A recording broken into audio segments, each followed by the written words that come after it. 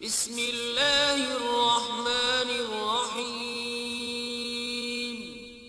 شروع اللہ کے نام سے جو بڑا مہربان نہایت رحم والا ہے۔ السلام علیکم۔ آج ہم پڑھیں گے کلاس 10 کے مطالعہ پاکستان کا چیپٹر نمبر 3 جس کا نام ہے معاشی ترقی۔ ہمارا آج کا ٹاپک ہے پاکستانی فصلیں۔ پاکستان ایک زرعی ملک ہے اور یہاں سال میں 2 مرتبہ زرعی پیداوار حاصل کی جاتی ہے۔ زرعی پیداوار کی 2 اقسام ہیں، فصل ربیع اور فصل خریف۔ وہ فصل جو سردیوں میں بوئی جاتی ہے اور گرمیوں میں کاٹی جاتی ہے اسے فصل ربیع کہتے ہیں۔ مثلاً گندم، جو، سرسوں، چنا، تمباکو وغیرہ فصل ربیع میں آ جاتی ہیں۔ اسی طرح وہ فصل جو گرمیوں میں بوئی جاتی ہے اور سردیوں میں کاٹی جاتی ہے اسے فصل خریف کہتے ہیں، جس میں کپاس، باجرہ، مکئی، گنا، چاول اور مونگ پھلی وغیرہ شامل ہیں۔ پاکستان کی اہم زرعی پیداوار میں سب سے پہلے آ جاتا ہے گندم۔ گندم پاکستان کی اہم غذائی پیداوار ہے اور لوگوں کی روزمرہ کی غذا ہے۔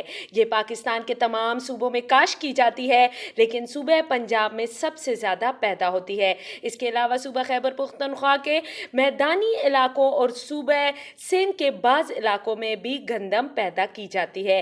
یہ نیری اور بحرانی زمینوں پر کاشت کی جاتی ہے۔ سطح مرتفع پٹھار میں سب سے زیادہ گندم پیدا ہوتی ہے۔ پاکستانی فصلوں میں اب ہم بات کریں گے چاول کی۔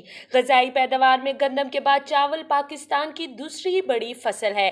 پاکستان کا باسمتی چاول اپنی خوشبو اور کوالٹی کے لیے دنیا بھر میں بہت مشہور ہے۔ چاول بھی صوبہ پنجاب اور صوبہ سندھ کے زیادہ تر علاقوں اور صوبہ خیبر پختونخوا میں سوات، بنو اور چارسدہ میں پیدا ہوتا ہے۔ کپاس پاکستان کی سب سے بڑی نقد آور فصل ہے جسے برآمد کر کے زر مبادلہ حاصل کیا جاتا ہے۔ کپاس جنوبی پنجاب کے میدانی علاقوں اور سندھ میں پیدا ہوتی ہے۔ گنا ان علاقوں میں کاشت کیا جاتا ہے جہاں درجہ حرارت اور پانی زیادہ ہو۔ یہ پنجاب، سندھ اور صوبہ خیبر پختونخوا میں پیدا ہوتا ہے۔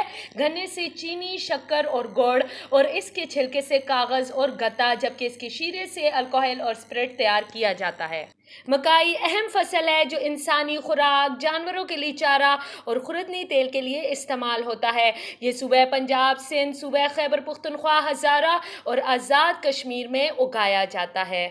تمباکو ایک نقد آور فصل ہے۔ تمباکو 25% پنجاب اور 75% خیبر پختونخوا میں پیدا ہوتی ہے۔ صوبہ خیبر پختونخوا میں مردان میں تمباکو کا گھر ہے اور بنو میں نسوار کے لیے خاص قسم کا تمباکو پیدا ہوتا ہے۔